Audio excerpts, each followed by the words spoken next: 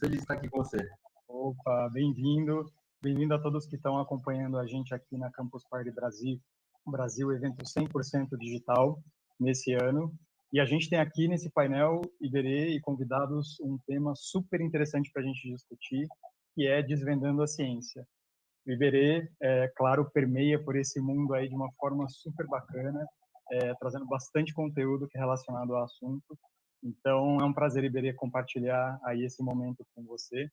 Eu já vou abrir para você se apresentar, contar um pouquinho sobre você e dizer para o pessoal também me apresentando. Meu nome é Gustavo Belchior, eu sou biólogo de formação, tenho um doutorado em bioquímica e sou atualmente gerente de assuntos científicos regulatórios para a Bayer do Brasil. Então, Iberê, é com você para você se apresentar e contar um pouquinho da sua história para a gente. Vamos lá, eu sou o Iberê Tenório, eu sou jornalista e desde 2008 eu tenho um canal junto com a Mari Fúfaro, que é minha esposa, em que a gente ensina como fazer coisas em casa e como as coisas funcionam. É o Manual do Mundo. É o maior canal de ciência e tecnologia de língua portuguesa e a gente mostra desde como funciona uma usina nuclear até como fazer um barquinho a vapor para você brincar em casa. E uma das coisas que o Manual do Mundo faz é levar a ciência muito a sério. A gente tenta fazer as explicações mais precisas possível, não cair em teoria da conspiração, não publicar coisas imprecisas, pseudociência. Então, esse assunto, ciência, é muito importante para a gente. Com certeza, Iberê. E vocês têm, bem, hoje, com certeza, muitas das pessoas que estão aqui hoje acompanham vocês no canal, nas mídias sociais que vocês estão. E você tocou nesses pontos que são tão importantes hoje, né? A gente vive na era da informação, a era da internet, onde a gente nunca gerou tanto dado e tanta informação como hoje. Isso tem algumas consequências que são muito positivas e outras que, às vezes, atrapalham a gente a tomar decisões sábias, né? Então, é importante a gente entender como nesse momento de infodemia, né, que é um termo que está ficando na moda aí, né, de tanta informação, como que a gente faz para usar a ciência como uma ferramenta ao nosso benefício, né, algo positivo. E nesse sentido, queria começar a conversar com você, então, entender por que a ciência tem valor hoje em dia, né? O que ela traz, o que ela agrega para a gente. Tá, vamos começar. O do Manual do Mundo eu gosto sempre de explicar do jeito mais simples possível. Então, vamos pensar primeiro o que é ciência exatamente, né? A ciência é um jeito de a gente encontrar respostas para as dúvidas que a gente tem sobre o mundo. Ela é uma ferramenta que a gente tem para isso, e a gente chama de ciência também as respostas que a gente encontrou, né? Então, o que a gente aprende na escola é ciência, são essas respostas que a gente encontrou usando a ciência. Para a nossa conversa, acho importante também diferenciar o que é tecnologia e o que é ciência, né? A tecnologia é a aplicação da ciência, é a ciência sendo usada no dia a dia mesmo. Então, uma coisa é você descobrir como os objetos entram em órbita, a outra coisa é colocar um satélite em órbita. A primeira é ciência, a segunda é tecnologia. Outra coisa que eu acho que causa muita confusão em ciência é que a gente sempre imagina a ciência como sendo uma coisa muito boa, muito legal. E não é bem assim, a ciência é só uma ferramenta, você pode usar a ciência para o bem e para o mal. Vou dar um exemplo bem clássico. Se você fizer um foguete, aquele foguete pode ser um míssil ou ele pode ser um foguete para levar a gente para a Lua. Se você faz um satélite, ele pode ser um satélite espião ou ele pode ser um satélite de previsão do tempo. Então, a gente tem várias utilidades para a ciência, depende do que a gente faz dela, né? Mas eu gosto da parte boa. Então, pensando na importância da ciência agora, eu selecionei algumas coisas aqui que eu acho que são importantes, que eu vi durante a minha vida e fizeram muita diferença. Eu vou começar, são 4 coisinhas aqui que eu selecionei, né? Na verdade, são 5. Primeiro, que eu vi, quando eu era criança, as pessoas morriam muito de AIDS. A pessoa pegava o vírus HIV, era uma sentença de morte, né? Então, se tinha um orfanato, por exemplo, com crianças que tinham AIDS, era uma coisa extremamente triste, né? Eu vi um documentário sobre isso, porque todas aquelas crianças iam morrer. Você sabia que isso ia acontecer. E a gente encontrou a cura para AIDS durante essa época da minha vida. Foi no final da década de 90 e a ciência conseguiu encontrar remédios que impedissem as pessoas de morrer. E hoje é muito difícil a gente ouvir falar que alguém morreu de AIDS, né? É uma coisa rara, não é comum. Então, é uma coisa muito bacana. Outra coisa que eu vi acontecer também, que é um pouco mais engraçada, que tinha muita brincadeira quando era criança, era sobre impotência masculina. Todo homem tinha medo de ficar velho e aí não conseguir mais ter relação sexual. E aí isso também foi resolvido com o remédio que acabou. Ninguém mais fala disso. Não é mais um problema. O remédio resolveu acabou e resolveu. Outra coisa que eu acho que é bem importante é que diminuíram muito as mortes no trânsito. Essa é outra coisa que eu vi muito. Eu cresci no interior do estado de São Paulo, na beira de uma rodovia. E a gente via gente morrendo todo mês ali na rodovia. E não acontece mais daquele jeito, é muito menor. Porque a gente tem carros mais seguros, a gente tem vários estudos de como os acidentes, em que ocasião acontece, estradas melhores e tudo mais. Com a ciência a gente conseguiu evitar que muitas pessoas morressem. E o mais legal, o dado mais legal que eu acho que é, de 2000 a 2018, a gente conseguiu reduzir pela metade a mortalidade infantil. Mortalidade infantil são as crianças que morrem do momento em que nasce até os 5 anos, né? Então, no mundo, a gente conseguiu reduzir pela metade esse número em 18 anos. Então, poxa, a gente evitou que assim, milhões de crianças morressem. Quer dizer, a ciência consegue trazer muita felicidade para a gente se a gente souber usar, né? Então, esses exemplos que eu dei, eu acho que são exemplos que a ciência revolucionou a vida das pessoas. Isso que eu estou falando aqui é durante a minha vida, nos últimos 40 anos. Que dirá ao longo dos séculos o que a ciência não fez pela gente. Então, acho que a importância dela é essa. A ciência consegue resolver problemas extremamente complexos e que acabam com a vida da gente. E a gente tem uma vida muito melhor e nem se dá conta disso por causa da ciência. Nossa, ótimo, Ribeiro. Acho que você trouxe exemplos muito bacanas de diferentes áreas, né, que justamente trazem uma mensagem muito positiva, né, e é algo que a gente está precisando tanto nos dias de hoje. Então, eu acho que esses exemplos são muito legais. E uma coisa bacana da ciência é uma característica que ela tem, né, de se sempre autorrenovar. Ela está sempre evoluindo, se refinando, ficando mais sofisticada. E isso não necessariamente é fácil de acompanhar, né? A gente está sempre atualizado com relação aos principais avanços da ciência, ainda mais na era da informação. Então, pensando nesse contexto de entendimento, de valorizar a ciência, né, de reconhecer tudo isso que ela traz para a gente, você sente que hoje, você nessa posição de divulgador, né, que você tem, que vocês têm no canal de vocês, você sente que o brasileiro entende a importância que tem ciência, consegue dar valor para ela? Qual que é a sua percepção hoje? Então, por isso que eu quis falar logo no começo qual a diferença entre ciência e tecnologia, né? Para quem não pegou no começo, a ciência, a gente aprende coisas com a ciência e a tecnologia, a gente usa aquilo que a gente aprendeu, né? Eu acho que no Brasil, e as pesquisas mostram isso, várias pesquisas se fazem como o brasileiro se relaciona com a ciência, mostra que o brasileiro acha que a ciência é importante, e ele gosta muito das coisas que a ciência traz, né? Então, celular, é, internet de alta velocidade, né? Câmeras super potentes, essas coisas, toda a tecnologia gerada, o brasileiro gosta muito. Mas existe uma porcentagem absurda de brasileiros. Se você perguntar o nome de um cientista brasileiro, a pessoa não sabe responder. Isso quer dizer que, apesar de gostar muito de ciência, de ter esse interesse pela ciência, tem muito pouca profundidade, né? Se estuda muito pouco como é que a ciência funciona, quem são os cientistas, onde se faz ciência, como se faz ciência. Então, acho que isso é importante também, né? Não basta a gente achar que é muito legal ter um carro elétrico que acelera de 0 a 100 em 2 segundos, ter um celular que filma em 8K e não sei o quê, mas não pensar em como aquilo foi feito, como é que se chegou naquilo, ou se eu quiser ser um cientista, como é que eu faço, né? Se as pessoas não sabem o nome de um cientista brasileiro, não sabem onde é feita a ciência, o cientista vira uma pessoa extremamente distante, né? Vira uma pessoa meio mágica, assim, parece um super-herói que vive em outra dimensão. E não é isso, né? A gente precisa que as pessoas tenham mais proximidade com a ciência, e isso eu acho que a gente está mal.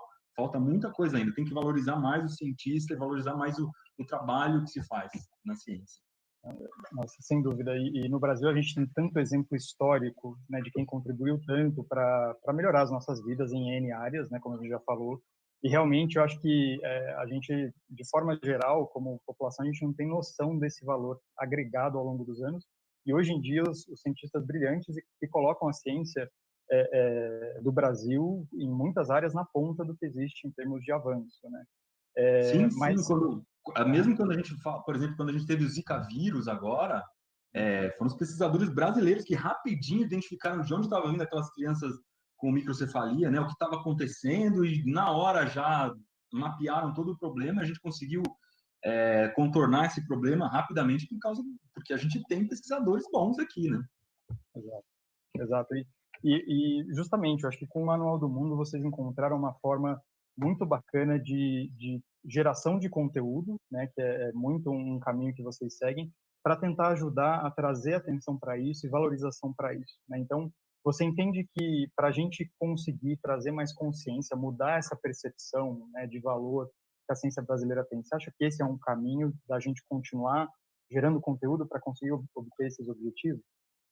Acho que é um dos jeitos, né? O que a gente faz no Manual do Mundo é dar uma pitadinha do que é ciência, dar um gostinho inicial. Mas isso acaba fazendo a diferença na vida de muita gente. Então, quando a gente faz encontros pessoais e vai bastante gente conversar com a gente, é muito legal, porque o Manual do Mundo já tem 12 anos, então a gente encontra gente que está se formando na faculdade e que escolheu aquela faculdade por causa do Manual do Mundo. E aí, principalmente, química, física e engenharias, em geral. E é muito legal que a gente tenha influenciado essas pessoas para irem para a ciência, né? Porque eu acho que na maioria das vezes isso é meio invisível, as pessoas não se dão conta de que existe essa possibilidade. E no Manual do Mundo não só a gente mostra um pouquinho como é feita ciência, dá explicações sobre científicas, mas como às vezes a gente traz também alguns cientistas para falarem com a gente. Então, o Alfredo, ele é químico, tem pós-doutorado em química inorgânica, escreveu o livro com a gente, o primeiro livro do Manual do Mundo, e vira e mexe ele aparece no canal, e que ele traz alguma experiência que ele aprendeu a fazer e tal, que são experiências muito mais complexas do que eu costumo mostrar no canal, e ele traz, e a gente mostra, tá? E aí você vê, pô, o cientista é uma pessoa normal, né? Uma pessoa que nem a gente, e quem quiser pode ser cientista, é uma coisa legal pra caramba. E acho que nesse sentido a gente acaba contribuindo bastante, sim. Não, com certeza. E realmente tem essa imagem do o perfil estereótipo do cientista, que é aquele cara descabelado, né? Meio mundo de Bikman, assim, da nossa infância, com É uma coisa que jaleco e tal. é uma coisa que eu até evito, viu, Gustavo? Vocês podem ver no vídeo do Manual do Mundo, não tem. Eu e a Mari, a gente não veste jaleco, só quando precisa mesmo, quando vai fazer alguma coisa que suja a roupa, aí a gente veste. A gente acha que esse estereótipo de cientista maluco, ele já passou, né? Eu sou fãzaço do Bikman, mas se eu fosse fazer o Bikman de novo, eu acho que não faria mais com jaleco e cabelo espetado, meio Einstein, né? Porque isso acaba afastando as pessoas, porque no fundo, quem quer ser uma pessoa maluca de cabelo espetado, sabe? É uma pessoa de quem você gosta, mas não é uma pessoa que você quer ser. Então, é muito mais legal quando você vê um cientista que é uma pessoa normal, que tem namorada, que tem um carro, que gosta das mesmas músicas que você e tal, né? Não uma pessoa malucona, toda esquisita, né? Vira uma caricatura, né? Aquela coisa meio distante, realmente, que não retrata uma realidade de um ser humano que está lá e tem essa característica, né? Tem talvez um perfil e habilidades, virtudes que são compatíveis com o que a ciência precisa aí para conseguir avançar. E realmente o trabalho desses cientistas nesse tempo que a gente está vivendo, né, de muita informação, realmente fica muito importante. Então, realmente esse excesso de informação, infodemia e fake news são coisas desse momento que atrapalham, né, a evolução da ciência. Então, qual que é a sua visão assim com relação a isso e está de fato gerando um ruído em tomada de decisão, por exemplo, que a ciência pode fazer por conta de fake news? Qual que é a sua percepção? Tá, eu acho que tá assim, tá gerando problema pra caramba. Eu fiz uma lista aqui das fake news mais comuns na ciência. Primeiro que a gente tem muita negação de aquecimento global.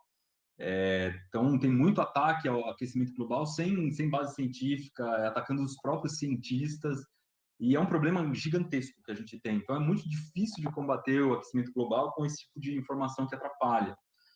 Outra coisa que é grave que tem acontecido é a queda de vacina. Aconteceu no estado de São Paulo agora, né? A gente tá caindo o número de pessoas que se vacinam, a gente tem doenças voltando, doenças que a gente não ouvia falar há décadas, elas estão voltando porque as pessoas estão se vacinando pouco, porque tem muita fake news de vacina. E aí você vê resultados péssimos, né, no dia a dia. Tem muita cura falsa, cura milagrosa, um monte de coisas que você, remédios aí que dizem que vai fazer um efeito maravilhoso, não faz, ou comida que você vai comer e vai dar tal efeito. Isso existe faz muito tempo, não é de agora, não. A gente tem a impressão que isso surgiu agora, mas minha avó já tinha um monte de receita torta lá de como corrigir alguns problemas. E acho que com o WhatsApp e tal, essas coisas começam a fervilhar de um jeito muito mais rápido, né? E tem umas coisas... Isso parece meio inofensivo no começo, mas uma coisa que Carl Sagan falava, que uma vez que você não entenda de ciência e você acredita nessas coisas, você passa a tomar decisões erradas, e não só você, o Estado passa a tomar decisões erradas, né? Então, a prefeitura, o governo do Estado, o governo federal todo mundo passa, não entende direito de ciência, começa a errar que não acaba mais, né? Então, desde financiar um tratamento que não funciona, né, não dá muita bola para as instituições que cuidam da ciência, e a gente acaba vendo isso vai naufragando aos poucos. É triste, porque quando apareceu a internet, eu nasci sem internet, fui ver a internet pela primeira vez com uns 13 anos.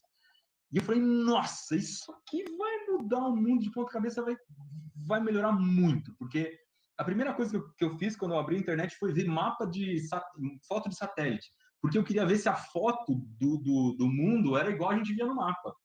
Tipo, se o estado de São Paulo tinha aquele contorninho, né, que a gente via na calçada e tal.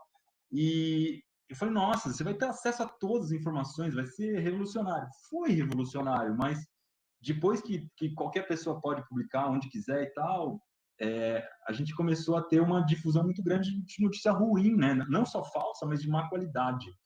E isso atrapalha demais, atrapalha muito, porque essas mentiras, e tanto se falar, elas começam a entrar no senso comum, né? As pessoas começam a acreditar, passar para as outras, e vai chegar uma hora que vai ter 30% da população acreditando que a Terra é plana, sabe? A gente brinca com Terra plana, porque é a coisa mais bizarra que tem alguém acreditar nisso, mas é uma coisa que está crescendo. Então, é um sintoma muito torto ali de que a gente tem que fazer alguma coisa. Não, e até eu me lembro que ano passado eu estava preparando uma apresentação que tinha a ver com comunicação científica e tratar de um tema específico, e vendo essa questão de era da informação e fake news, eu achei um site que, se eu não me engano, chamava Fake News Generator, uma coisa que parecia meio tabajara, assim, até. Então, você vê, né, um esforço, pessoas que tiveram a intenção em algum momento de criar um site para facilitar a geração de fake news. Então, você pensa, poxa, qual que é o uso do tempo que a gente está fazendo, né? A gente está se dedicando aqui a criar informação errada. Então, eu acho que uma coisa bacana da gente entender e discutir é de que forma a gente pode tentar, já que existe esse problema, né, que gera desinformação, queria ouvir de você, você tem alguma dica para a gente tentar contornar esse problema? Então, digamos que alguém da nossa família recebe uma mensagem do WhatsApp, uma notícia de uma cura milagrosa para alguma coisa. O que a gente poderia fazer para entender se, poxa, é fake news, não é? Qual que é a veracidade dessa informação? Vamos lá.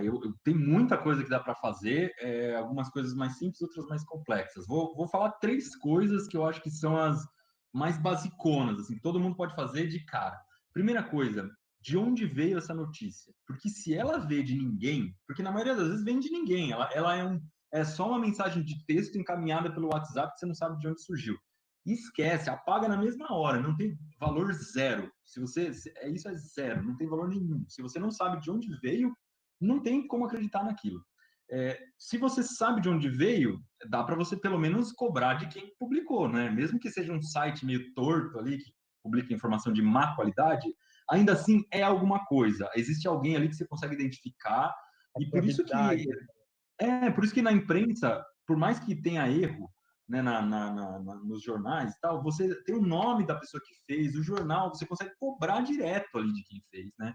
É muito diferente de um site apócrifo, né, que você não tem nome nem nada, e muito pior essas notícias que chegam de ver um GIF pelo WhatsApp, sei lá quem fez aquele GIF, e aí você acredita naquilo. Então, primeira dica, tem que saber de onde a informação veio, né, de onde ela partiu.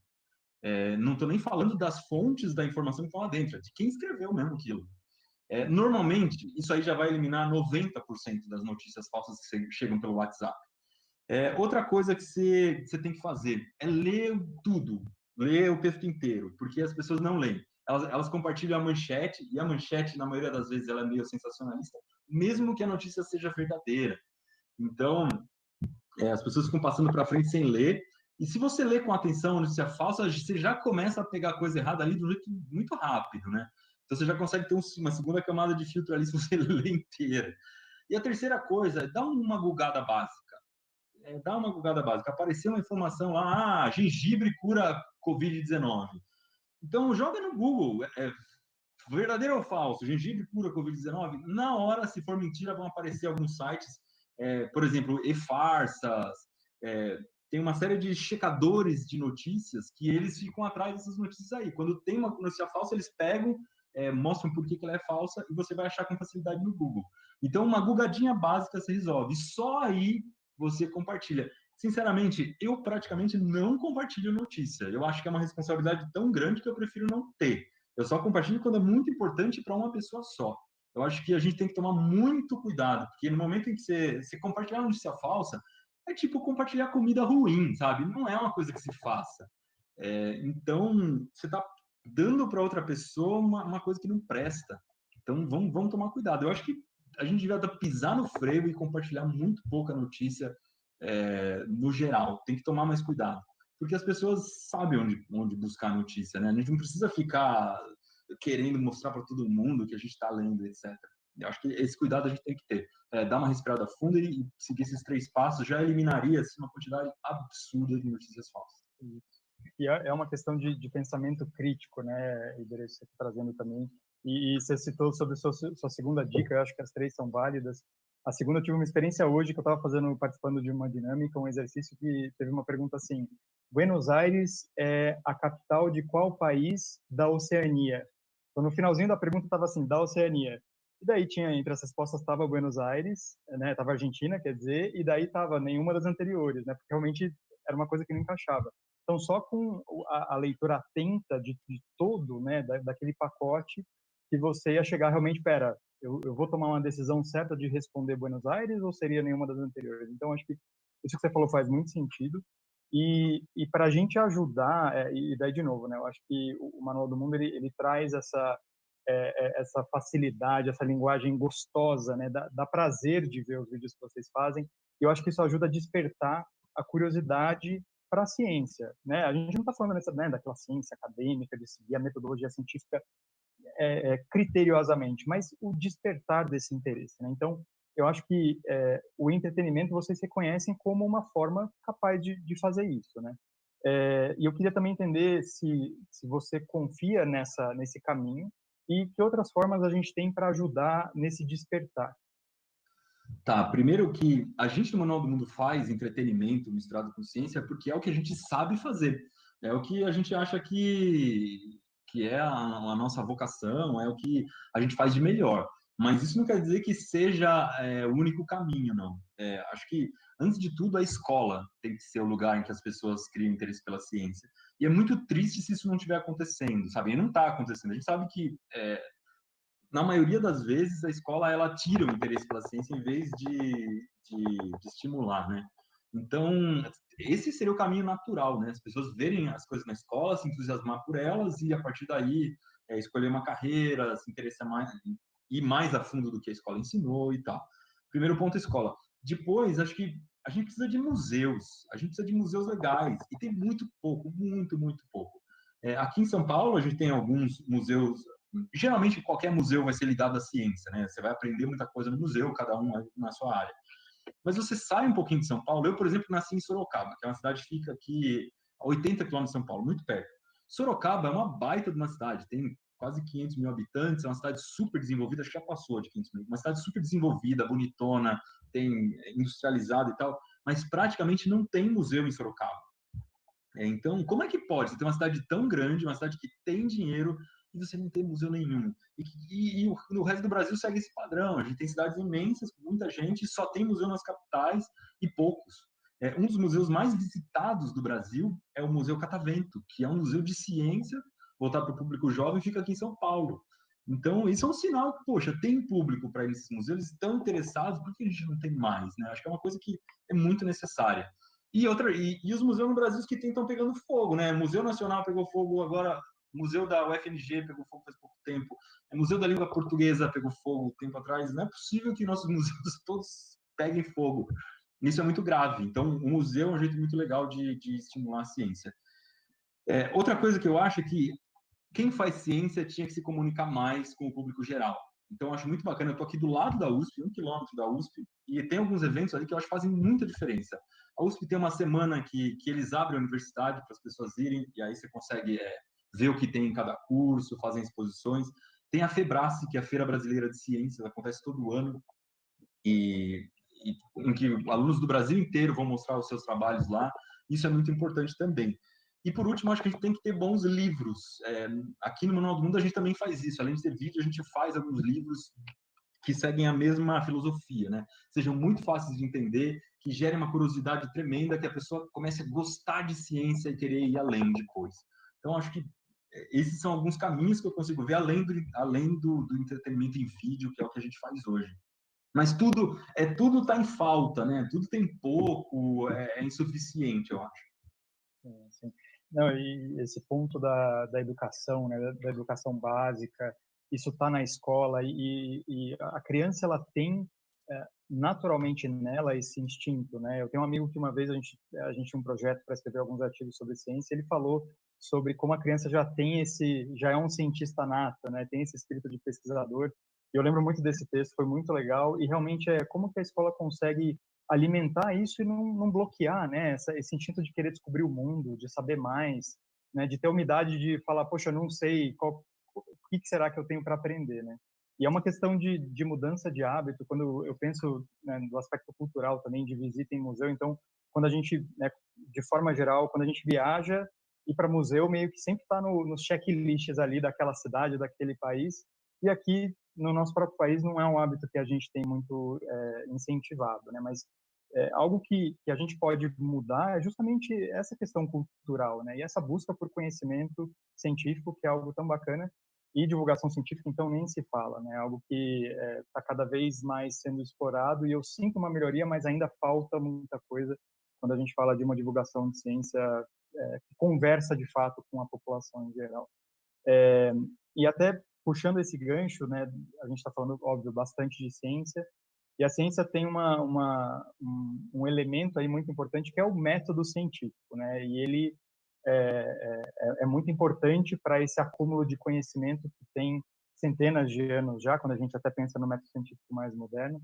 Mas eu queria ouvir de você um pouquinho sobre a importância da gente entender, claro, não a fundo, né? A gente não está falando ninguém aqui para ser um cientista, ser um mestrando, um doutorando, PhD, pós-doc, mas por que é importante a gente entender o método científico em algum nível?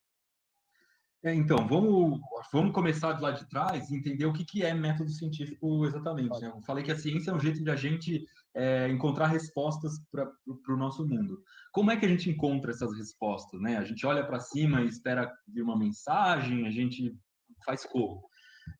A ciência tem um jeito, e esse jeito ele varia um pouco conforme que você está estudando, mas o basicão é assim: você tem um problema, então vou inventar algum problema. Então você tem um cacto que ele morreu. Então, você olha para aquele cacto, fato, né? Cacto morreu é o seu problema. Você não consegue criar o cacto. Aí você tem que elaborar um chute ali, né? Você tem que tentar adivinhar mesmo o que aconteceu com o cacto. E vamos supor que no caso do cacto é muito comum o cacto morrer porque a gente coloca água demais. Então, putz, eu acho que o cacto morreu porque eu coloquei água demais. E esse eu acho é muito importante. Eu acho que é aí que está o segredinho do método científico. Quando você cria uma hipótese, ela é só uma hipótese. O cientista ele tem humildade para dizer que a hipótese é uma possibilidade e ela pode estar errada. Ela tem muita chance de estar errada. E essa é uma coisa que a gente tem que levar para a vida. Mas vamos lá. O cacto, acho que eu coloquei água demais no cacto. E aí entra a hora de você testar a hipótese, de fazer a experiência. E aí é que é a parte que a gente vê a ciência acontecendo, né? Que é o mais comum. A gente vê por que existe um laboratório, porque a gente tem que testar essas hipóteses. Então, como seria testar a hipótese do cacto que morreu porque colocou água demais? Você pega planta alguns cactos, todos da mesma espécie, todos dentro do mesmo pote, todos na mesma quantidade de luz, tudo igualzinho. No primeiro cacto, você deixa ali de controle, não molha. Segundo cacto, você molha, sei lá, uma vez por semana, e o terceiro cacto, uma vez por mês. E vai fazendo esse experimento, e muito importante, o que todo cientista faz, é tudo muito bem controlado, né? Tudo muito registrado, você tem números, então todo dia você tem que ir lá olhar os 3 cactos, ver quanto o cacto, qual é o aspecto do cacto, tirar uma foto, tal, molhar, anotar a quantidade de água que você colocou nos cactos, e no final, depois de um tempo, você vai ter um resultado daquilo. O primeiro cacto que você não molhou morreu depois de uns 40 dias, o segundo cacto que molhou uma vez por semana, ele morreu depois de 3 semanas, e o último cacto que molhou uma vez por mês, ele sobreviveu. Opa! Tenho uma resposta, né? Uma resposta. Se não molhar o cacto, ele morre. Se eu molhar uma vez por semana, também morre depois de um tempo. Uma vez por mês, ele está sobrevivendo. Então, com aquela resposta, você, primeiro, se for, né, se fosse um cientista, teria que publicar em algum lugar para mostrar para outros cientistas, mostrar para a comunidade que você fez. É muito legal porque essa resposta já abre para uma nova pesquisa, porque você construiu um conhecimento que o conhecimento é sempre incompleto, né?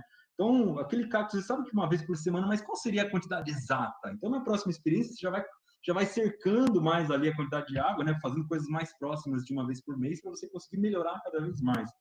E o mais importante, quando um conhecimento é publicado, né, quando uma pesquisa, o resultado de uma pesquisa é publicado, os outros cientistas têm acesso àquilo e eles podem replicar aquilo que foi testado. Que é uma coisa muito importante também, porque se tiver um resultado falso, uma outra pessoa, quando for replicar, ela vai pegar aquele resultado falso muito rápido. E aí a ciência fica muito mais confiável. E é por isso que a gente confia tanto na ciência, porque os resultados que a gente vai obtendo, outros cientistas vão fazendo os mesmos experimentos e eles continuam dando certo, né? E quando dão errado, a gente vai mudando o resultado. E basicamente esse seria um método científico. O que eu acho que é muito importante desse método que a gente precisava aplicar no dia a dia e que faz diferença é que a gente acha demais, a gente confia muito no que na nossa intuição, no que a gente acha que está certo, né? Então, vou dar um exemplo. Todo mundo tem uma percepção de quanto a sua cidade é violenta. Então, se você perguntar para mim, São Paulo é violento? Eu falo, São Paulo é perigoso pra caramba. São Paulo é uma das cidades mais perigosas do Brasil. Com certeza, se você perguntar aqui nas ruas de São Paulo, se as pessoas acham que São Paulo é a cidade mais perigosa do Brasil, elas vão responder que sim. Só que na hora que você vai ver as pesquisas, os números, não é, tá longe de ser. Tem, assim, dezenas de cidades que são mais perigosas que São Paulo. E porque a nossa percepção pessoal, ela é distorcida. Você não tem aquele número na mão, você não está contando quantas pessoas estão sendo mortas ou assaltadas, etc. E aí, com base nisso, se a gente fosse tomar decisões só com base no nosso achismo, por exemplo, no governo, o cara ia colocar muito mais dinheiro para segurança em São Paulo, porque todo mundo acha que São Paulo é perigoso e ia deixar as outras cidades que estão mais perigosas ao léu. Então, por isso que é muito legal, né? Você tem um pensamento, você fala, não, peraí, eu preciso ir atrás da informação correta. Isso que eu tenho na cabeça é só uma hipótese. Vamos ver se alguém já não estudou isso, né? Vamos ver qual é o conhecimento que se tem sobre isso. E se já tem algum conhecimento, será que a gente pode pesquisar e chegar no conhecimento mais apurado ainda? Isso faz falta no nosso dia a dia. Então, se as pessoas aplicassem mais essa filosofia da ciência, né, elas conseguiriam tomar decisões muito mais acertadas, errar muito menos na vida e, principalmente, quando você toma decisões que afetam outras pessoas, como eu estou dizendo que é o caso do governo, faz muito mais diferença se você se basear em evidências, se basear em coisas que foram observadas, anotadas, né? Acho que é isso. E, Bere, você comentou um ponto, você usou uma palavra que eu achei muito interessante, que é a humildade, né? Do pesquisador ter essa posição de humilde para aprender, né? Eu acho que isso é essencial, assim. Então, quando a gente pensa naquilo que todo esse processo do método científico alimenta, que é esse espírito do pesquisador e o pensamento crítico, né? A gente não aceitar uma coisa porque ela é, né? Então, as várias visões, né? Os grupos de pesquisa se compondo e as visões de vários pesquisadores da população para olhar para a busca da verdade, né? É isso que a gente está buscando com a ciência no fim, né? Chegar no melhor entendimento da verdade que a gente consegue.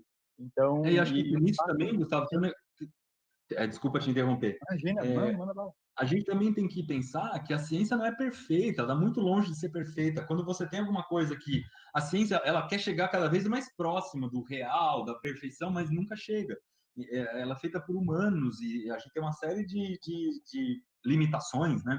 Então, a gente não tem que esperar que a ciência vai ter mágica para tudo, não vai ter solução mágica. A gente está vendo agora, a gente está no meio de uma pandemia. A ciência, a gente sabe que é ela que vai tirar a gente do buraco, mas, poxa, demora pra caramba fazer vacina, demora, porque é complicado. Olha tudo que eu falei do cacto lá. Imagina se fosse uma vacina. Você vai ter que testar aquilo com um monte de gente, você vai infectar as pessoas para testar a vacina? Não pode. Então, como que você vai fazer?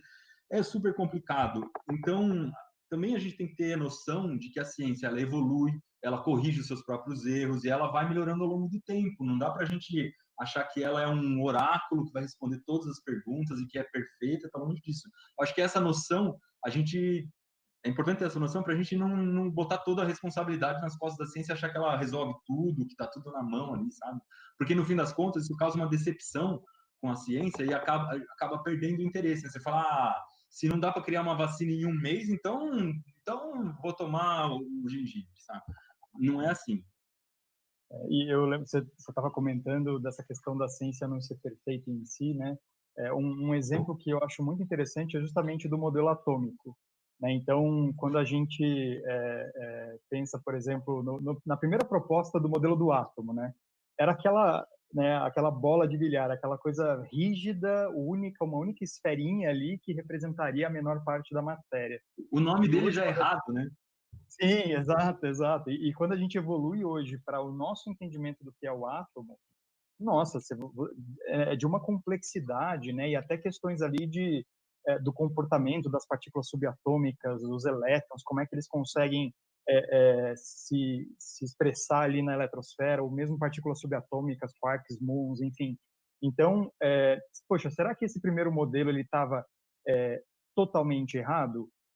Ele não era o melhor, né? Mas era a melhor versão da época. Era aquilo que os pesquisadores, poxa, com talvez as melhores das intenções, tinham em mãos. Já Então, estava no caminho certo, né? exato, era uma primeira proposta, mas como você colocou, talvez uma primeira hipótese de uma modelagem, né? De uma teoria para explicar a menor parte da matéria. Isso foi Eu acho que evoluindo. isso aconteceu bastante agora com a Covid, que foi o seguinte: logo que surgiu a doença, perguntava, mas pega em cachorro? Aí, assim, os cientistas não sabiam responder, mas eles sabiam que as coronavírus que não eram a 19 não pegavam.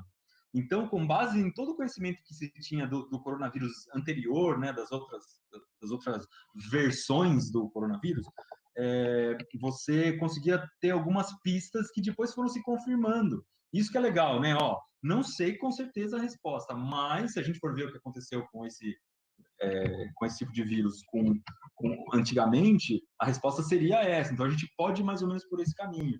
E pensando assim, a gente pode tomar algumas decisões erradas, mas a gente vai estar o mais perto possível do correto. Mas tem que assumir, né? A gente não tem a resposta ainda, a gente tem alguma coisa próxima dela. E é interessante a gente saber viver com essa dúvida, né? Saber que a gente não está pisando sempre no terreno seguro. Exato. E eu acho que aí entra um papel super importante do pesquisador, do cientista, que é a transparência, né? Que é a gente justamente ser extremamente transparente na pesquisa que a gente faz, na ciência que a gente desenvolve. Então, e isso, no fim das contas, acaba sendo muito colaborativo e ajuda a gente a evoluir mais rápido e melhor, né? Se a gente tiver esse processo de transparência mostrando que é uma ciência íntegra, né? Que ela segue um processo que é o melhor que a gente tem, né? A melhor versão, como a gente já falou. Isso, sem dúvida, vai ajudar a gente a evoluir nos vários produtos e serviços que a ciência tem a nos oferecer, que já trouxe, né? E de novo, daí entra o papel da comunicação da ciência como mostrando isso, né? Mostrando que, olha, não tem nada para esconder, é isso aqui que a gente faz, né? Vamos conversar, vamos dialogar sobre esse processo que é tão interessante. E para a gente ir caminhando um pouquinho aqui para o final, também pegar com você, a gente já falou um pouquinho disso, né? A gente pode aprofundar um pouco mais da aplicação, de que forma a gente pode pensar em aplicar essas etapas no nosso dia a dia. Você já deu o exemplo, por exemplo, do experimento do cacto, assim, né? Que é uma coisa muito legal, mas muitas vezes também eu já conversando eu tenho uma grande amiga que é uma pesquisadora e ela gosta também muito de cozinhar, por exemplo, né? Então na cozinha ela meio que replica o que acontece ali no laboratório, no grupo de pesquisa dela. Né? Então, tem certas formas da gente pensar no método científico no nosso dia a dia, nas nossas vidas também? Eu acho que a gente já aplica sem perceber, mas acho que a gente podia aplicar de um jeito mais parecido com o cientista. Por exemplo, tem muita gente que tem alergia a uma série de coisas, né? Tem alergia a leite, alergia a pele de gato, alergia... Como é que se descobre uma alergia? É muito chato descobrir que você tem uma alergia, porque normalmente você vai no alergologista, ele passa uns exames bizarros, você vai ter que cheirar pelo de uma injeção de pelo de cachorro, cheirar. Vários amigos já passaram por esses exames de alergia, é muito estranho, mas no geral o melhor jeito de descobrir é você usar o método científico, que é eu acho que eu tenho alergia a leite, é minha hipótese, né? Porque eu observei que quando eu como queijo me dá uma dor de barriga. E aí, peraí, se eu tenho alergia a leite, então quais são os experimentos que eu posso fazer aqui? Então vamos tomar um copo de leite, um dia sim, um dia não, e eu vou anotar se os dias que eu tomei o copo de leite eu passei mal, não. Porque se você não registrar, não existe. Você não está fazendo, você não vai lembrar de cabeça. Ninguém lembra nada de cabeça depois de um certo tempo. Então você registra ali e tal, e depois de um tempo você vai ter uma percepção muito clara ali do que está acontecendo. Não, copo de leite em si não faz mal, o que está fazendo mal é queijo. Então talvez não seja uma alergia a lactose, né? E aí quando você for no médico e você mostrou, não é isso que está acontecendo, você já tem um histórico absurdamente bom para mostrar e é muito mais fácil de chegar ao problema, né? Na cozinha a mesma coisa. Eu, por exemplo, todo dia de manhã eu como ovo cozido. E eu percebi que o meu ovo cozido, ou ele ficava cru por dentro, quando eu abria o ovo ele vazava, e é ruim, ou ele ficava duro, ficava esfarelento, aquele negócio que parece que é leite em pó, a gema do ovo, né? Problema Aí eu de falei, mais não. de 200 milhões de brasileiros, eu não tenho dúvida, todo mundo já passou por isso, sabe?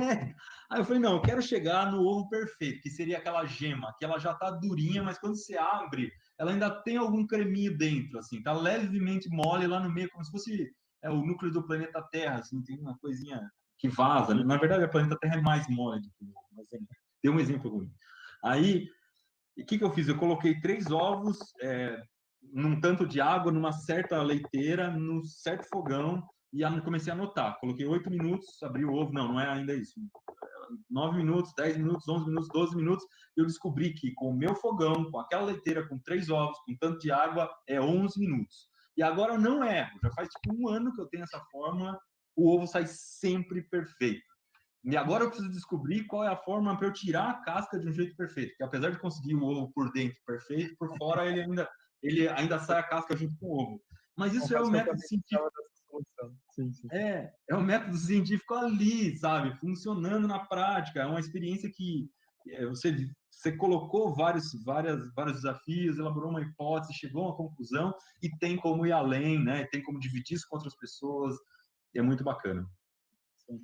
E esse ponto realmente é como você comentou, né, no caso de uma condição de saúde, se for o caso da alergia, eu já fiz o exame já fui no alergologista e já fiz aquele exame onde, né, você tem as gotinhas ali de soluções para você entender se vai dar uma reação ou não. E daí eu descobri a minha alergia à grama e a minha alergia a pelo de gato, se eu não me engano. Então, isso ajuda a gente, e também, né, a importância da gente ter esse acompanhamento de um profissional da saúde, um especialista para guiar a gente nesse processo do Sim, nosso sim. autodescobrimento, né? E é legal isso, porque quando você vai no médico, se você não tiver prestado atenção, né, observado, que esse é um papel da ciência, se você não tiver observado direito, você não tem informações para dar para ele poder trabalhar, porque você não lembra, você não anotou, você não chega lá e não adianta nada. Às vezes você culpa o médico, pô, não resolveu o meu problema, mas você não deu informação para o cara trabalhar, pô. Ele precisa, né, que você dê informação para ele, né? Não é só fazer exame. Então, acho que nesse ponto, se a gente tivesse um olhar mais científico, resolveria uma série de problemas, né, de saúde. Inclusive não sair tomando decisões aí, né, sem isso ser bem fundamentado, que é tudo que a gente está falando aqui. E eu vou aproveitar aqui, abrir para a pergunta da Laila Emanuele, que coloca o seguinte: na opinião de vocês acreditam que agora, com essa pandemia, o Brasil incentivará mais iniciação à pesquisa científica, valorizando mais os pesquisadores? O que você acha, Iberê? Olha, eu acho que na área da saúde, sim, porque ficou óbvio, ficou muito óbvio o quanto é importante a gente investir nessa área. Mas nas outras áreas eu não sei. Eu não sei porque a gente está vivendo um momento muito difícil em relação à ciência, né? Que muita gente está desacreditando da ciência, dos cientistas, etc. Então, eu acho que a gente tem que pressionar para isso, sabe? Na hora de escolher quem vai governar e tal, a gente tem que começar a cobrar deles isso. Tem que estar no plano de governo. As promessas dos candidatos, elas têm que incluir ciência no meio. E isso a gente tem que cobrar, porque funciona. Parece que não funciona, mas funciona, né? Porque no momento em que a gente cobrar de todo mundo, não, quero saber qual é o seu plano para a ciência, aí começa a melhorar. Porque a gente vai depender de uma pandemia para melhorar o investimento em ciência? Não é possível, né? Acho que a gente podia fazer isso sem passar por uma pandemia. Sim, sim. Bom, Laila, eu tenho esperança, sinceramente. Eu sou uma pessoa, acho que otimista realista, assim. Então, eu confio que a gente vai melhorar nesse ponto, sem dúvida, né? Se a gente olha para o nosso histórico, no passado, eu não estou falando só de Brasil, estou falando como humanidade. A gente tem visto benefícios. Claro que tem muita resistência, a gente tem desafios grandes pela frente, mas eu sou otimista que que a gente vai ter sim mais incentivo à ciência. Eu vou passar aqui agora para a Rafaela Herbert, que coloca o seguinte: quais as melhores formas de se aproximar da ciência durante a pandemia? Bom, eu, como youtuber, vou te falar para você assistir o Manual do Mundo, mas a gente faz parte de um grupo que chama Science Vlogs. Se você procurar no YouTube, você vai achar um canal lá que é o Science Vlogs, e uns canais relacionados, tem todos os canais que fazem parte desse grupo, que são canais que levam a ciência a sério, que não acreditam em pseudociência, que a maioria é feita por cientistas mesmo. Eu acho que esse é um caminho interessante e, e eu acho que ler bastante também é uma oportunidade na pandemia. Aliás, uma dica que eu dou é desligar um pouquinho as redes sociais, desligar essa comunicação absurda que a gente tem e se concentrar um pouco. Se você conseguir ler um livro na pandemia com bastante atenção, conseguir prender bastante coisa lá, eu acho que já é suficiente. Eu recomendo também, Rafaela, talvez você tenha alguns amigos que estão aí na área da ciência, são pesquisadores, cientistas, converse um pouquinho com eles, fala para eles explicarem para você o que eles fazem. E também, eu acho que um ponto que o Iberê trouxe quando a gente estava falando sobre checagem de informação, ver sobre veracidade e tal. Então, cavar um pouquinho, né, nessas informações que a gente recebe tanta coisa ao longo do dia. Então, o que vem de ciência, de onde veio, quais as fontes, você vai começar provavelmente a se aproximar de uma fonte bacana que fala sobre ciência de uma forma geral, mas tem vários canais, como o Iberê comentou, vários meios que divulgam ciência de uma forma muito bacana. O Vinícius pergunta o seguinte: vocês acham que o sistema de ensino brasileiro vai sofrer alguma mudança na questão de estimular o desenvolvimento do pensamento crítico e de ser autodidata? Ser autodidata, não sei. Acho que a gente fala muito pouco sobre isso, mas a internet traz essa possibilidade, né? Se você quer estudar alguma coisa, hoje está muito mais fácil. Tem cursos gratuitos que não acabam mais, cursos de qualidade. Várias universidades têm cursos que fazem parte da graduação que você pode assistir online sem problema nenhum. Eu mesmo fiz um curso de astronomia na USP inteirinho com o professor João Steiner, e é sensacional. É o curso de astronomia que os professores de geografia e tal tem na USP. Então, acho que esse é um caminho bem interessante se você for pensar em autodidatismo. A internet ela dá conta disso muito bem. Agora, as escolas, eu acho que também estão caminhando para uma coisa melhor, porque eu vejo cada vez mais as escolas participando de feiras de ciências, tem laboratório, tem muita coisa maker. Eu acho que o mundo maker ajuda muito nisso, porque é um mundo muito de experimentação, de você testar coisas, e tem tudo a ver com ciência. Querendo ou não, quando você está lá mexendo no seu Arduino, né, tentando construir um robozinho, as suas tentativas e sucessos e fracassos, ali, elas vão construir um pensamento crítico, um pensamento mais focado em fazer as coisas darem certo, em acreditar mais na tentativa. Acho que isso faz muita diferença. Muito legal. Você falou a palavra Arduino, Iberê. Tem algumas, assim, geralmente conversas que tem palavras como essa são conversas sempre legais, assim. Então, tipo, Arduino, entropia, fractais, assim, tem umas palavras que eu acho que são sempre presentes em conversas legais. Eu estou muito contente que você citou Arduino aqui na nossa conversa sobre ciência. Se eu puxar uma gaveta aqui atrás, eu tiro meia dúzia de Arduino. Muito bom. Iberê, infelizmente, a gente está caminhando agora para o final, né, para os nossos minutos finais. Eu vou, então, abrir para você fazer mais algum comentário e eu termino com o fechamento, então. Tá legal, Gustavo. Bom, o que eu acho que fica mais evidente aqui, que eu gostaria que as pessoas levassem dessa conversa, é o seguinte: é pensar que a gente precisa pensar como um cientista, sabe? A gente precisa olhar para as coisas que a gente acredita e questionar.